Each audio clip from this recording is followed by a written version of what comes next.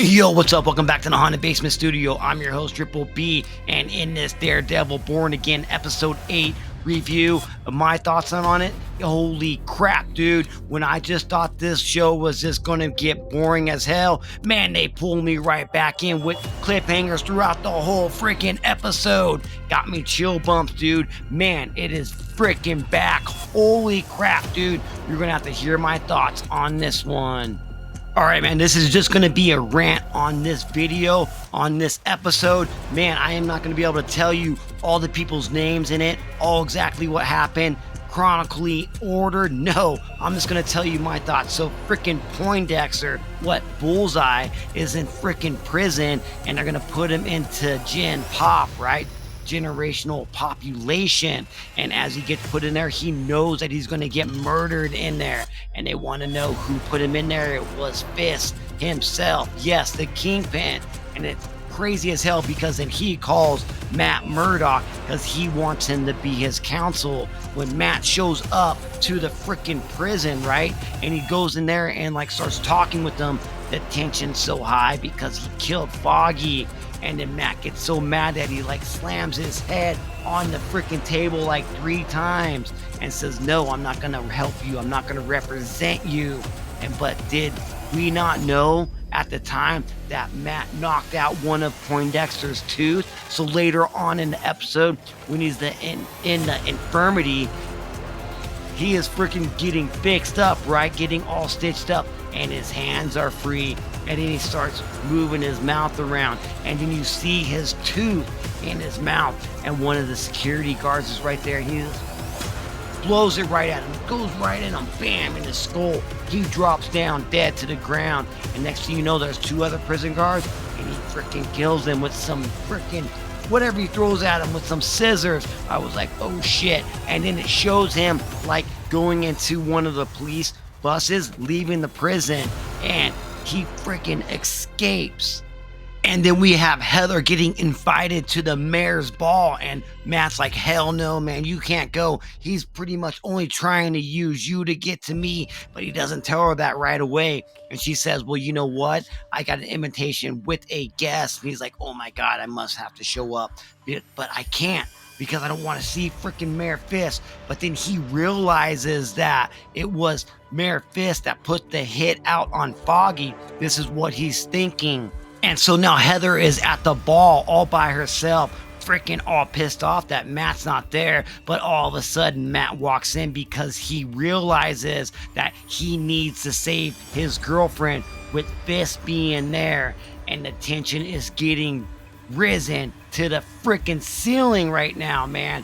He walks in and he freaking is just beelining it right to Fist, and all of a sudden Heather says, oh, you made it. And he's like, oh frick, I forgot my girlfriend's here, because he is so beelining right towards the mayor.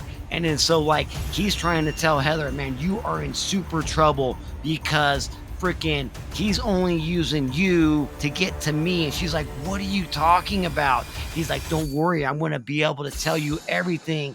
And then as he gets ready to grab Heather and they walk right up to Fist, the lights come on, and it's time for the mayor and the first lady's dance. And so he has to stop there and wait and watch them. And as they are dancing, freaking Matt's like, all right, you need to take the lead. And then he starts dancing right next to the freaking Mayor Fist, the Kingpin. And then you hear the Kingpin, because like freaking Matt is listening to everything because he's super sensitive with his hearing. He knows what's going on. And that's how they utilize his powers in this really freaking great, where he can understand people's heartbeats. He can hear it. He can just hear people speaking across the room. And the Kingpin says, devil, you should be careful what you wish for.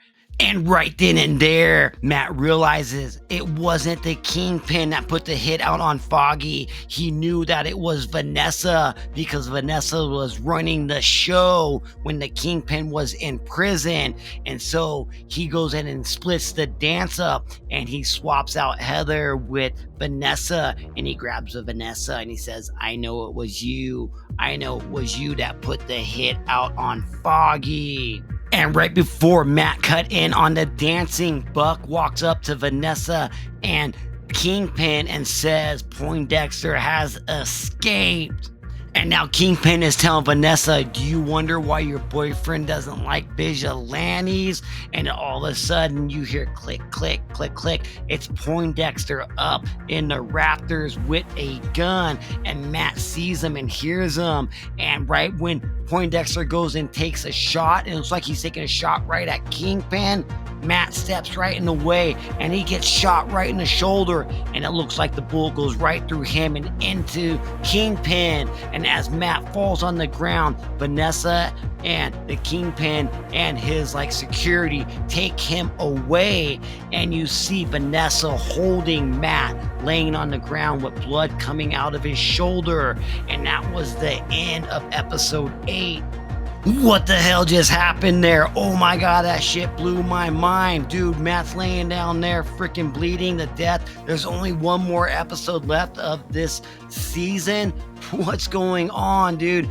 Absolutely blew my mind. It was crazy, man. Freaking, I have no idea what's going on. Oh yeah, we didn't even talk about how freaking the Kingpin made Vanessa kill her freaking dude that he was, keeping captive, beating his ass down because he bleeped Vanessa when he was in prison, and Vanessa had to shoot his ass down. And again, at the end of episode 7, when that thug come walking in that wanted to get paid by Kingpin, and Vanessa sent him there. Vanessa obviously set him up. No, she didn't send him to go ahead and kill, Wilson Fisk. She sent him there knowing that it was a setup and Wilson was going to kill that dude. So, holy crap, man.